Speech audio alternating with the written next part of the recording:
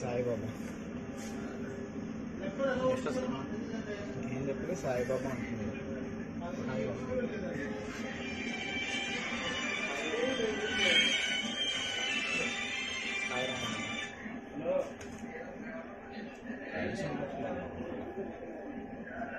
షిరిడి సాయిబాబాకి జై. వారికి ఇచ్చేయచ్చు గారు పెండ్రైవ్లో తీసి వెళ్దాం మనం ఆఫ్ చేసుకుని.